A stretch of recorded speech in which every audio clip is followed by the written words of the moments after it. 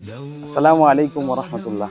আজকে আমরা জানবো ইসলাম শুধু নামাজ আর রোজা না, আমাদের আচরণ, ব্যবহার, হাসিমুখ সবই ইসলাম। রাসূল সাল্লাল্লাহু আলাইহি ওয়াসাল্লাম তিরমিজি শরীফের মধ্যে বলেন, তাবাসসুমুকা ফি ওয়াজহি আখিকা সাদকাতুন।